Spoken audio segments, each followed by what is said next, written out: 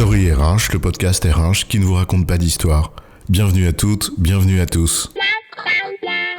History is made of stories. Dans cet épisode, nous nous ouvrons à l'international. Nous partons en voyage et nous nous demandons ce que sont les impacts de l'internationalisation de l'entreprise pour les ressources humaines. S'ouvrir à l'international, quelle belle expression.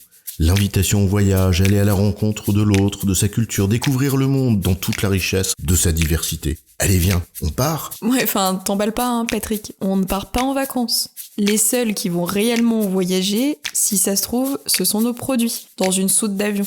Nous, on reste là. Et le parcours est semé d'embûches. Financement, complexité juridique, bref, on n'est pas encore arrivé à destination.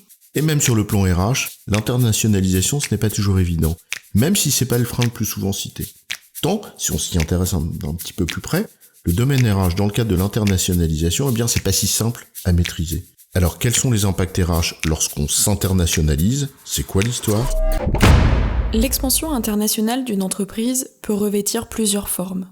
Développer des partenariats avec d'autres entreprises ou avec des acteurs locaux, mais aussi l'exportation directe, ou même des investissements sous la forme de prise de participation, d'acquisition ou d'implantation directe. Il y en a plein en effet, et elles peuvent se combiner d'ailleurs. Mais peu importe la forme choisie, l'entreprise qui choisit la croissance à l'international se confronte à plusieurs difficultés. Et on va se concentrer ici sur les problématiques ressources humaines. À commencer par la barrière culturelle et linguistique. C'est celle à laquelle on pense spontanément quand on parle d'impact RH. Mais c'est très loin d'être la seule difficulté. Alors mais si tu veux bien, on va pas citer tous les enjeux RH, sinon on est encore là demain, mais on va souligner quelques aspects juste pour illustrer la complexité du sujet. Oui, tu as raison. Commençons avec l'envie et la dynamique interne. La seule évocation d'une stratégie de développement de ce type peut suffire à soulever des controverses, des inquiétudes, des freins en interne. Et la fonction RH est alors en première ligne, avec les managers bien sûr, pour contribuer à faire la pédagogie du projet et à faire naître la dynamique interne qui le rend possible, y compris d'ailleurs auprès de l'équipe dirigeante dont les réticences peuvent être importantes chez certains de ses membres. Le deuxième point que nous voulions aborder est celui des compétences. L'international suppose une montée en qualification de la main-d'œuvre. C'est un facteur de succès indéniable de l'opération. On peut noter que l'internationalisation s'accompagne très généralement de la nécessité d'acquérir et développer des compétences nouvelles, notamment sur les plans administratifs ou légal, mais surtout commercial. Penser et rendre possible cette montée en compétences, c'est bien une des responsabilités de la fonction RH. C'est bien de GPEC dont il s'agit. Et c'est une des missions de base de la fonction RH. Une autre difficulté que pose l'internationalisation pour la fonction RH, c'est celle de la culture et de l'organisation de l'entreprise.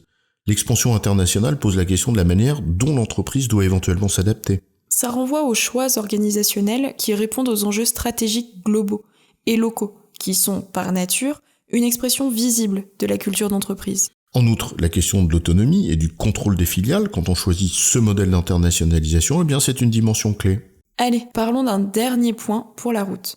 L'administratif et le juridique RH.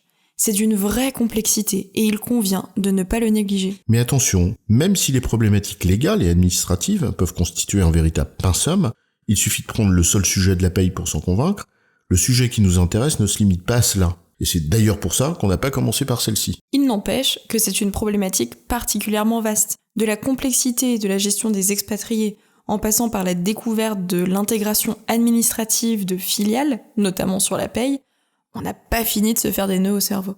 En résumé, si l'expansion internationale est tentante, elle reste néanmoins complexe, notamment sur un plan RH qu'il convient de ne pas négliger. La fonction RH doit en effet, entre autres, faire naître une dynamique interne, veiller au développement des compétences et à l'évolution de la culture et de l'organisation pour s'adapter au mieux, en plus bien sûr de l'administratif et du légal déjà très complexe. J'ai bon, chef ? Oui, tu as bon, mais on va pas en faire toute une histoire. Story RH, le podcast RH qui ne vous raconte pas d'histoire. Retrouvez tous les épisodes sur storyrh.fr.